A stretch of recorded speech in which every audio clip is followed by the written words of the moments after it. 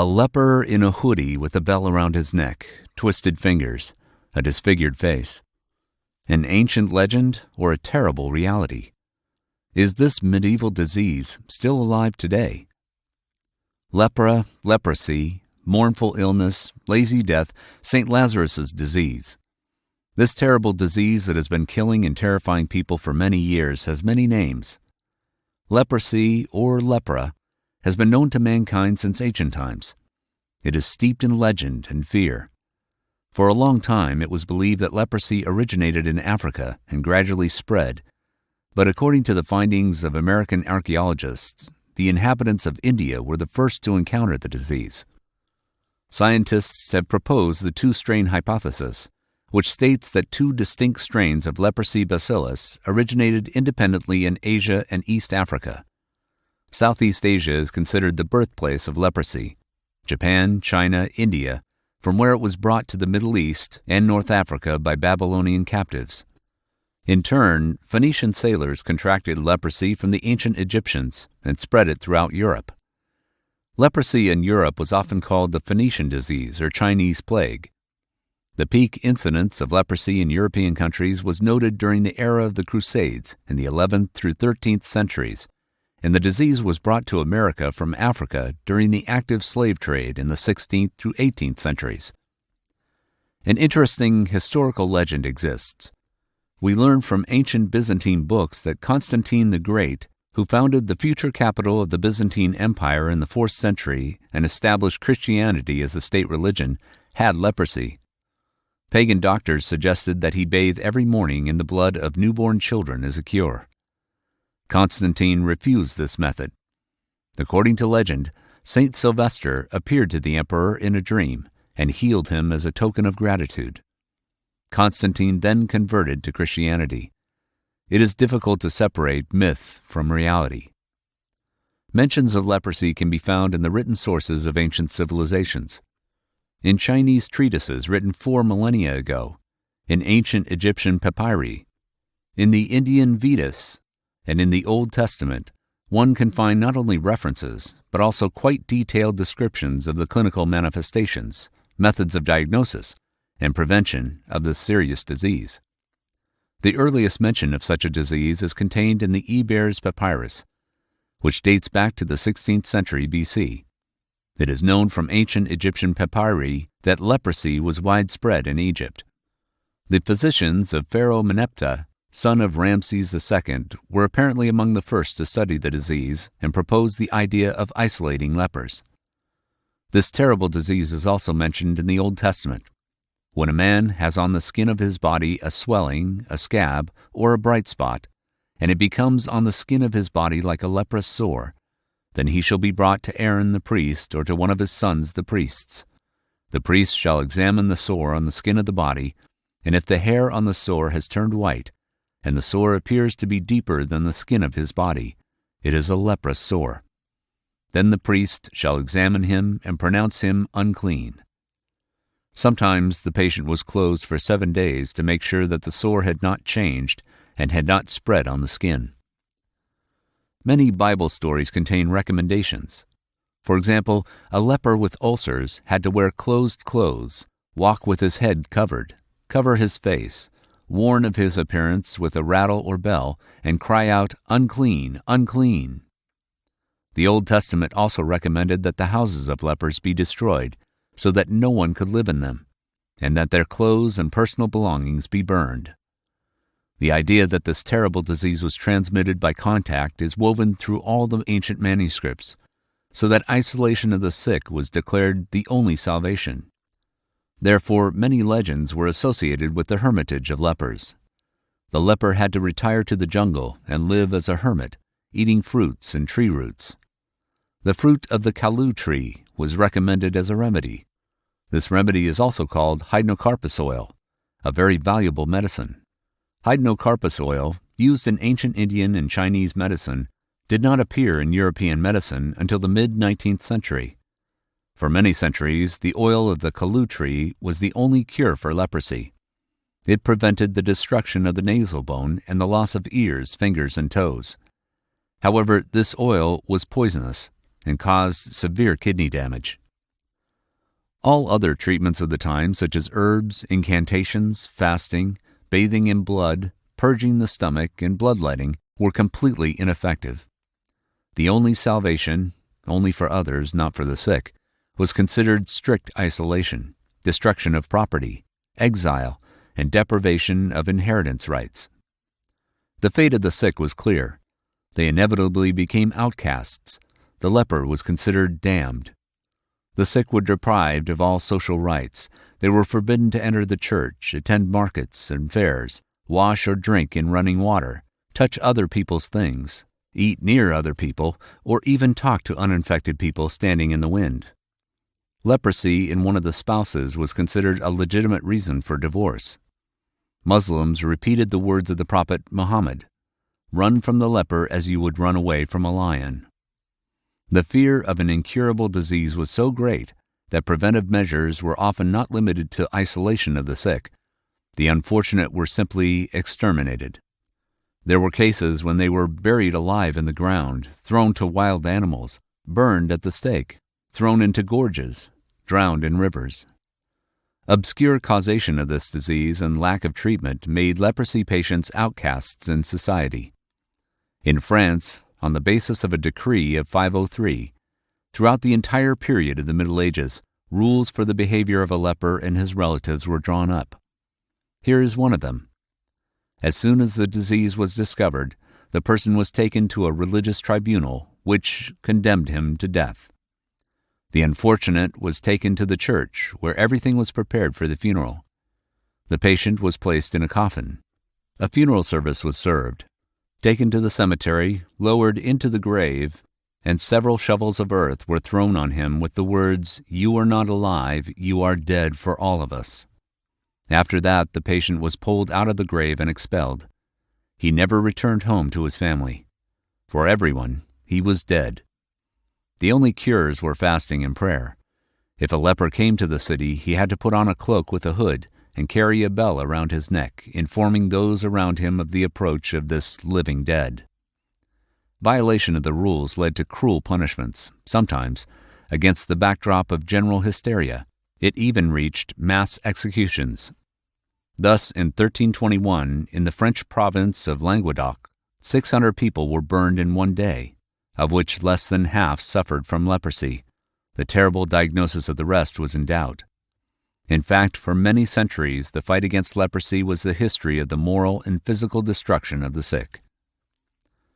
Although leprosy was the bane of the predominantly poor people, deprived of normal food, clean water, and hygiene, there were cases when this terrible disease did not bypass the rich and all-powerful. The most famous leper in history was King Baldwin IV of Jerusalem. In the 12th century, on the territory of the Syrian state, Baldwin, the future king of Jerusalem, was born at the palace. He was the son of Amri I, the younger brother of the ruler of the state, Baldwin III.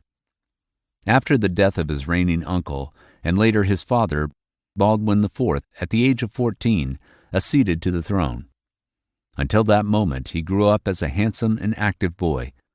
But even then, his tutor, the French historian Guillaume Terrel, noticed that the heir was sick with a terrible disease, leprosy. He determined this by the first symptom, loss of sensitivity. Having ascended the throne, Baldwin IV was already seriously ill.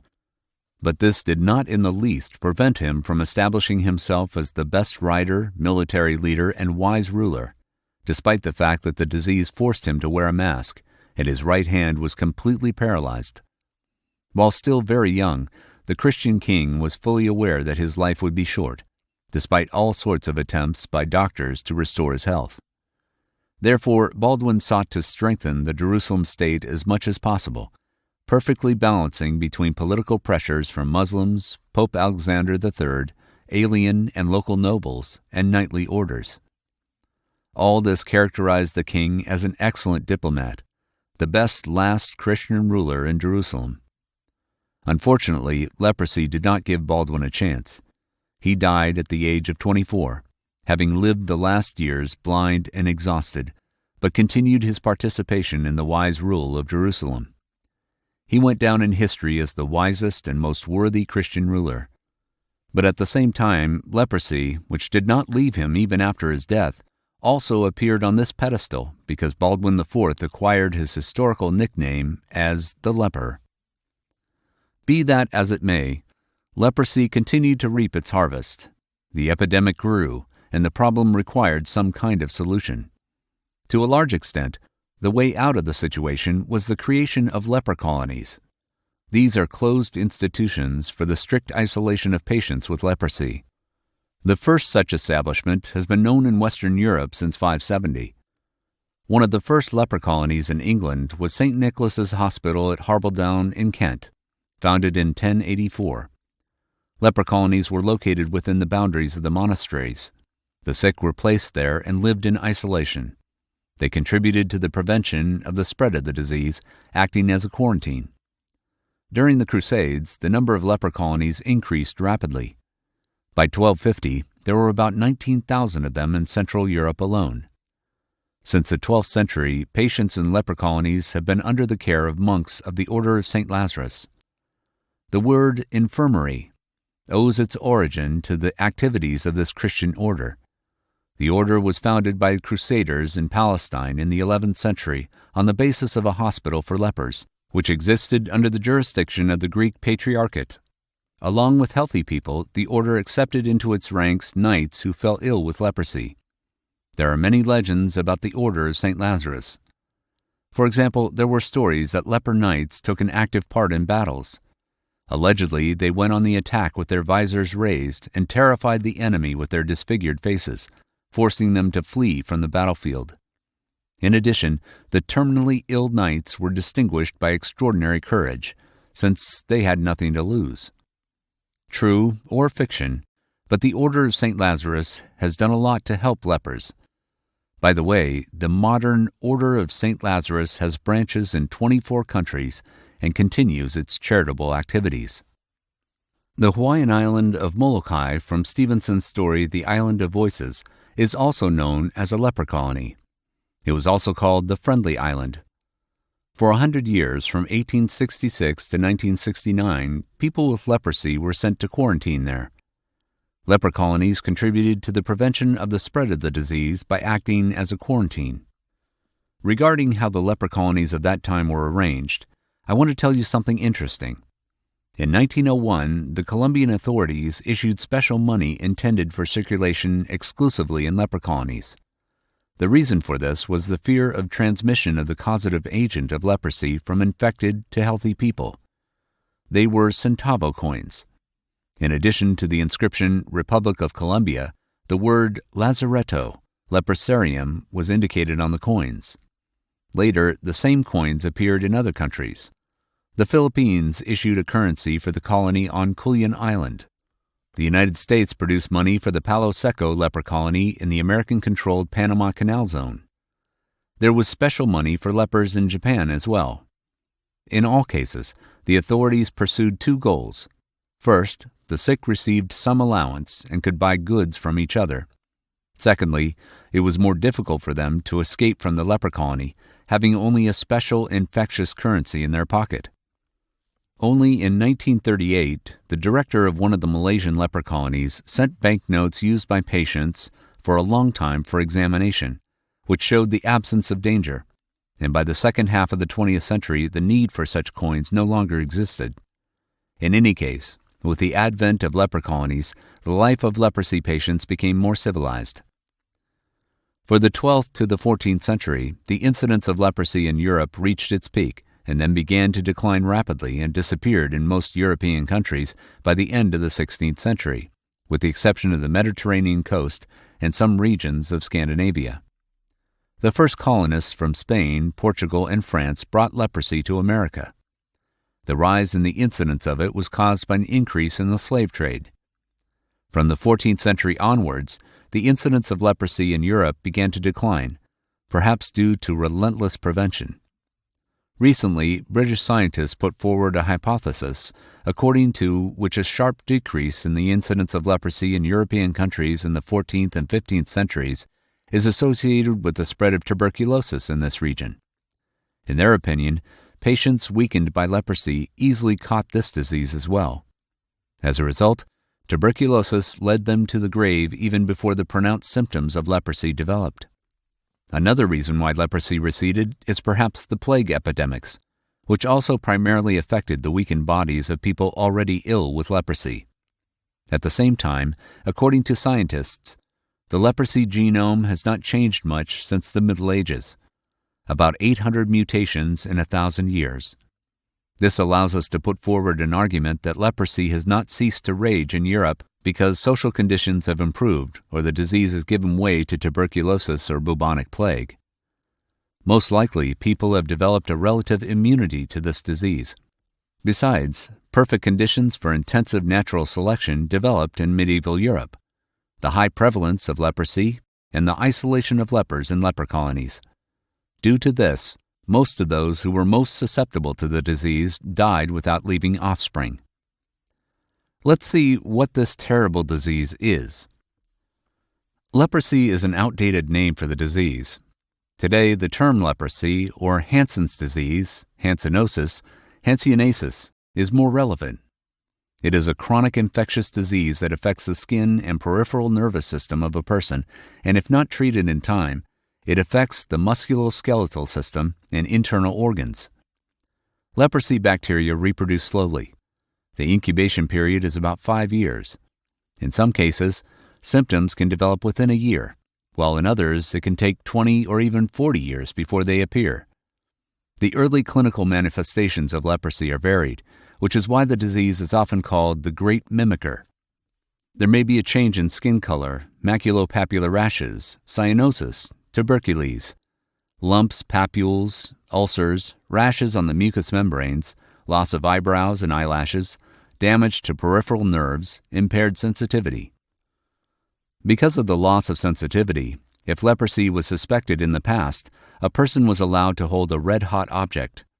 However, this symptom can also be observed in other diseases. Such a variety of possible symptoms greatly complicates early diagnosis. The insidiousness of leprosy is also manifested in the fact that even massive skin manifestations do not cause much discomfort in the person. They do not hurt, do not itch, are not accompanied by fever, and, accordingly, do not force the patient to immediately consult a doctor. What's worse, all kinds of skin sensitivity are disturbed, especially on the upper and lower extremities. Without feeling heat and cold, without feeling pain, patients often undergo severe injuries and burns, which can be complicated by infections. Mycobacterium leprosy itself is not capable of causing the death of fingers or toes.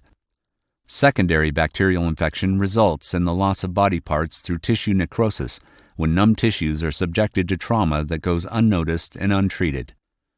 The disease progresses inexorably, and in the absence of adequate treatment, as a rule, leads to a deep disability of the patient.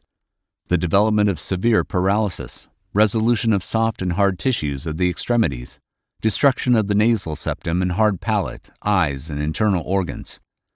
Secondary bacterial infection can lead to tissue necrosis and loss of limbs. In the final stage of the disease, patients literally rot alive. If the disease can be diagnosed and kept under control in the early stages, in the later stages it is necessary to eliminate the symptoms and monitor the progression of the disease and exacerbations. In the terminal stages, a person becomes disabled and dies. The main route of transmission of leprosy is considered to be airborne, but there is the possibility of infection through the skin if its integrity is violated. People who live and have close contact with the patient for a long time usually become infected. Basically, infection occurs due to prolonged direct skin contact, as well as by inhalation of bacteria that enter the air from the nose or mouth of the patient.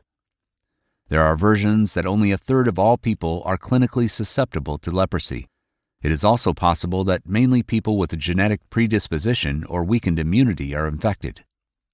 But, despite the fact that scientists are still arguing about some of the features of the disease, two main types of leprosy are known: lepromatous and tuberculoid.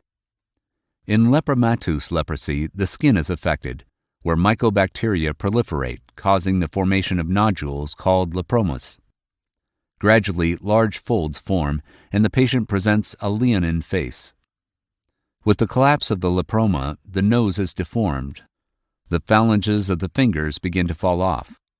This is the most severe and malignant form of the disease. Tuberculoid leprosy affects mainly the skin, peripheral nerves, and sometimes internal organs. Lesions on the skin are insensitive, asymmetrical, reddish-brown in color. Lepromatous leprosy is 40 times more contagious than tuberculoid leprosy. To make an accurate diagnosis against the background of clinical signs, bacterioscopic and histological examinations are always carried out. One person played a key role in the history of this disease. Gerhard Hansen, a Norwegian physician, is famous for discovering the causative agent of leprosy in 1873. Yes, the causative agent of leprosy was not discovered until the end of the 19th century. Hansen announced the discovery of the intracellular parasite Mycobacterium leprae, leprosy mycobacterium, in the tissues of all patients, but he did not recognize it as a bacterium and received little support from his colleagues. The pathogens were named Hansen's bacteria after the scientist who first described the microbe. Later, it turned out that leprosy mycobacteria are similar to tuberculosis mycobacteria in their characteristics, but they are not able to grow on artificial nutrient media, which made it difficult to study leprosy. Due to the impossibility of growing leprosy mycobacterium in an artificial environment, its research stagnated for a long time. The microbe could not be grown on culture media or in tissue culture. In addition, scientists could not reproduce the disease in laboratory animals. It seemed that the only species susceptible to leprosy were humans. But even in humans, things were not so simple.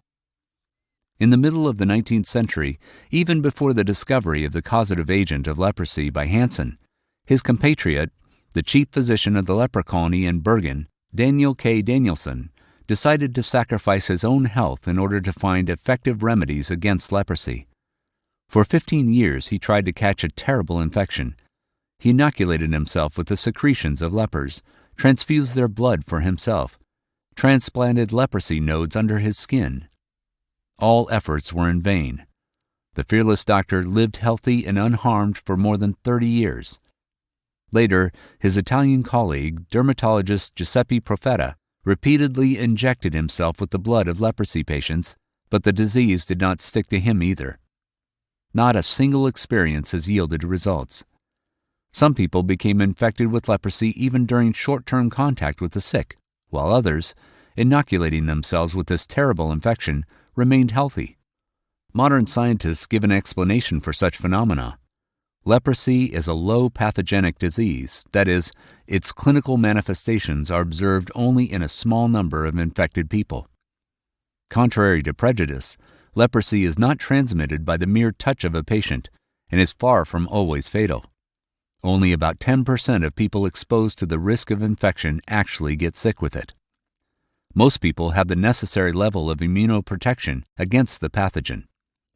Prevention of leprosy is the careful observance of the rules of personal hygiene. According to Gerhard Hansen himself, cleanliness and soap are lepra's main enemies.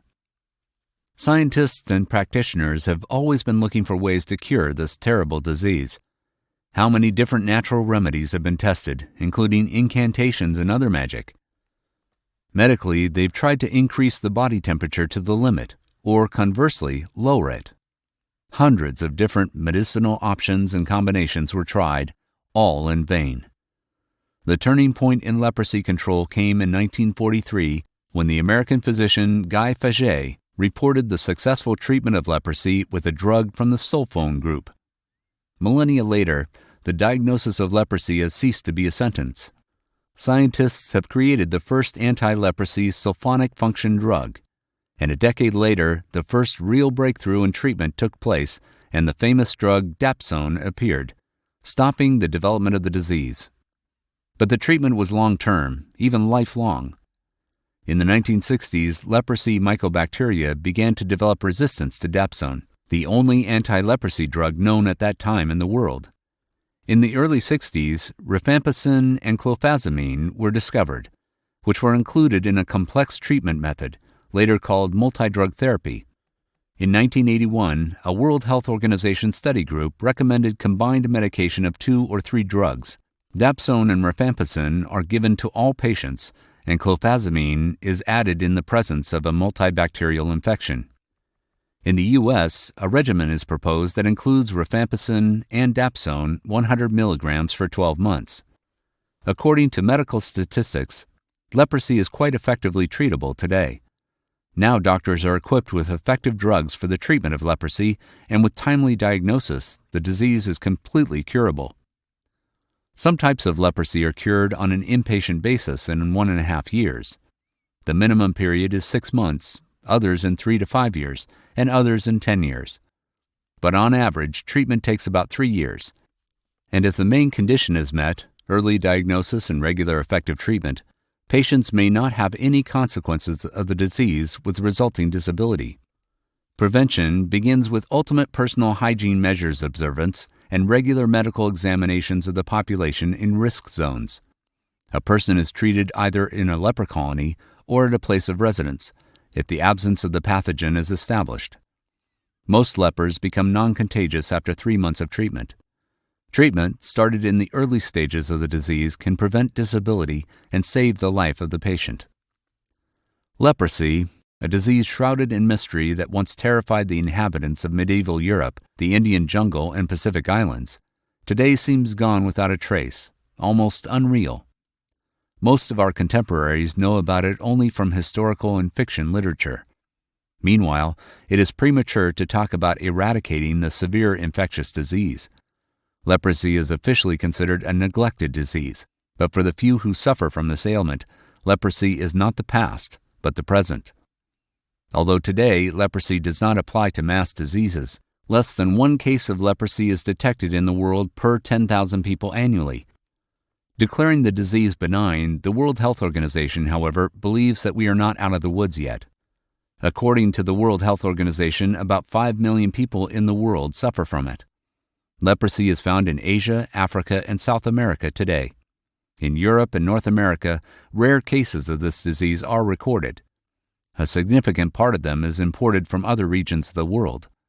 From the mid-60s to the mid-80s of the last century, the number of people with leprosy in the world was 10 to 12 million people. Patients who received full treatment were struck off the medical registry, and by 1991 that number had dropped to 5.5 million. Since then, the incidence rate in the world has decreased, but 500 to 800,000 people are newly infected with leprosy every year. The relatively favorable situation has a downside.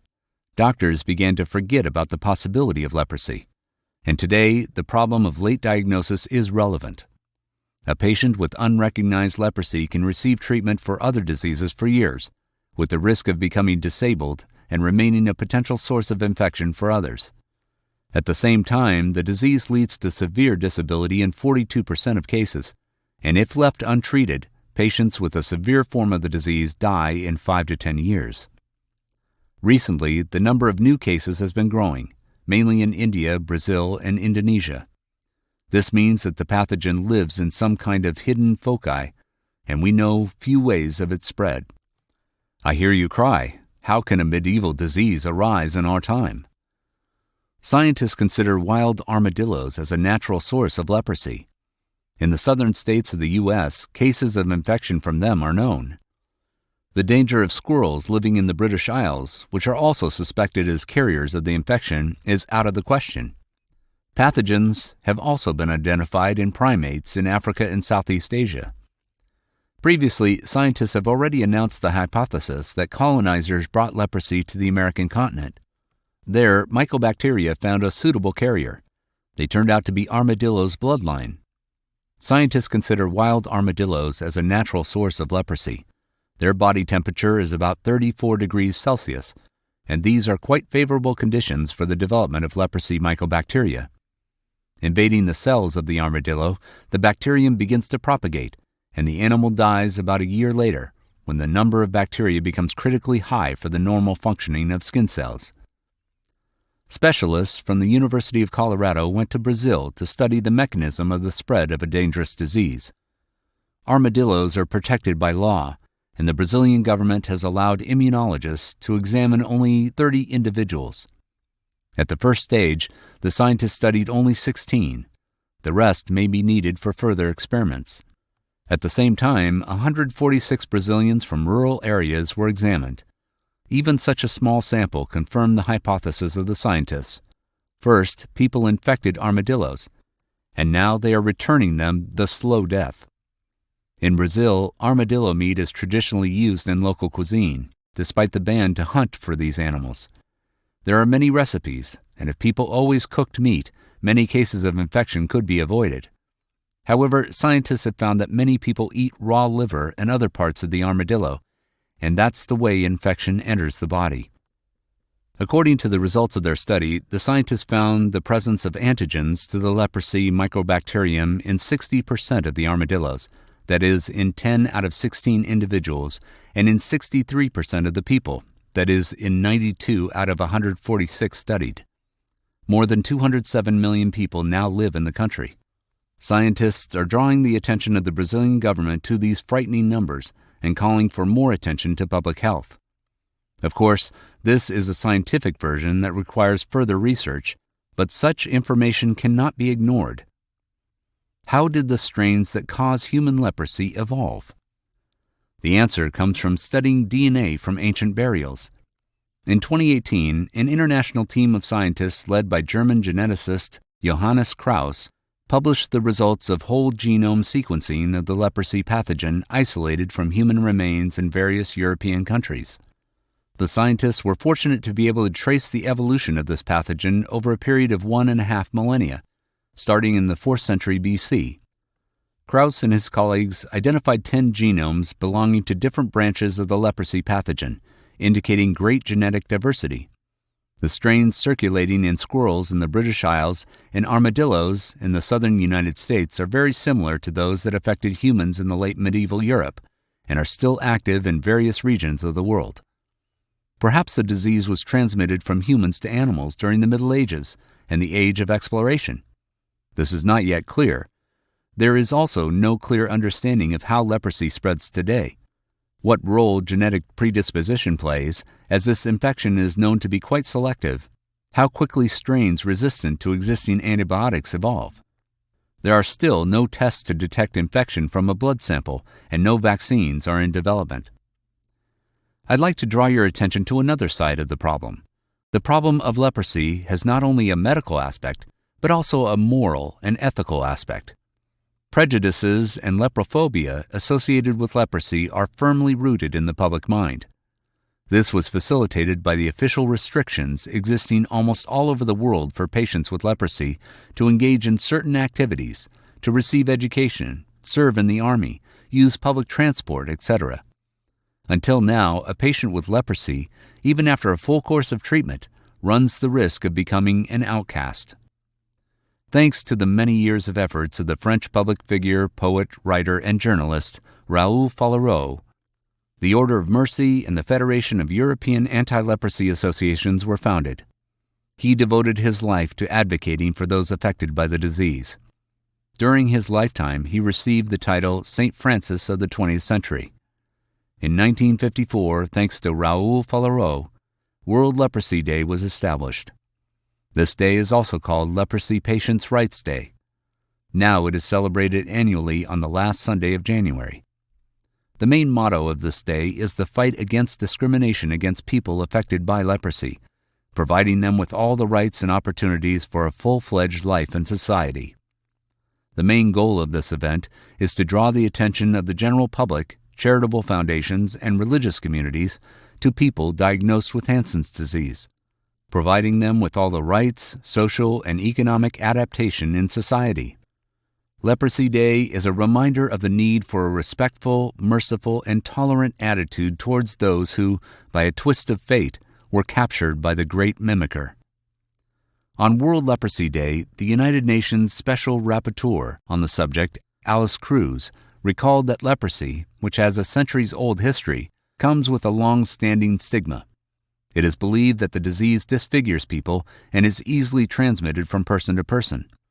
Such prejudices lead to isolation and segregation. People with leprosy are subjected to physical and psychological abuse and unimaginable insults. Many of them are deprived of the opportunity to be treated. They are not taken to school or work. People suffering from this disease and their families are systematically subjected to inhuman treatment due to various prejudices, said the UN Special Rapporteur on discrimination against people with leprosy and their loved ones. She added that the stigmatization of these people is not only a domestic problem. Thus, in more than 50 countries around the world, there are hundreds of discriminatory laws against persons affected by leprosy. In India, for example, leprosy is still a stigma today. In other words, the sick are people rejected by society. The nearest and dearest turn their back on them. They can't get a job.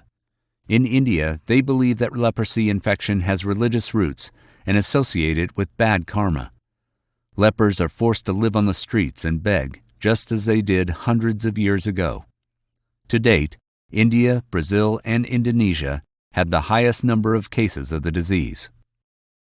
Alice Cruz's report notes that the exact number of leprosy cases, especially among women and children, is unknown. Official figures are often underreported by governments. The human rights activist noted that children are more susceptible to the disease because of their low immunity. At the same time, about 10 to 20% of children with leprosy are denied the opportunity to be treated because the available drugs and forms of medical care are not child-friendly. As for women with leprosy, almost half of them suffer from depression and do not get the help they need. Every year, hundreds of thousands of people contract leprosy. Millions live with the disease. But in an age of great advances in science and medicine, leprosy is still associated with all that is considered shameful in society. The UN expert called on all countries around the world to repeal laws that discriminate against people with leprosy and to educate the public. Alice Cruz deeply regretted that many countries that have laws that discriminate against people with leprosy do not allow her to visit them. She urged these countries to reconsider their position and to cooperate with international experts working to combat discrimination against people with leprosy. Despite the fact that cases of leprosy are extremely rare in Europe and North America, there are still a few leper colonies in these territories that are designed to cope with emerging episodes of infection. Now, leper colonies have lost their usual historical appearance of isolation wards. They look like any clinic. Living conditions are not much different from standard hospitals. In a modern leper colony, patients live in comfortable rooms. The department and rest areas of patients have landscaped green areas, gazebos for relaxation, and gardens. On the recommendation of doctors, if the patient is not contagious to others, during prolonged hospitalization, he can go home to his family, which has a beneficial effect on his psychological and emotional state. Leprosarium is not a prison nowadays, as many people may think. When the skin pathology no longer bothers the patient and he ceases to be contagious to others, he is transferred to outpatient treatment. But the medical assistance does not end there. He remains under the supervision of doctors for life. After discharge from the hospital, their life is going well enough. They return to their family, lead a familiar lifestyle, and can work. Occupational restrictions apply to work in childcare facilities, public catering, and healthcare. We also do not recommend working where the nature of the job is associated with heavy physical labor and hypothermia. This can provoke a relapse. According to experts, epidemiologically, leprosy is less dangerous than, for example, tuberculosis. Patients discharged from leper colonies and, moreover, members of their family do not pose any danger to others.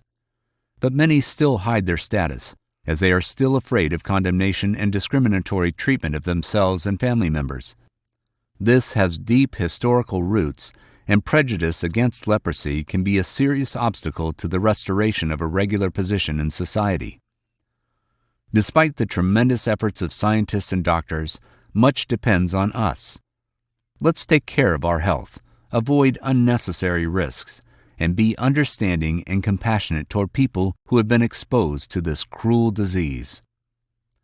Always there for you, Dr. PopMed.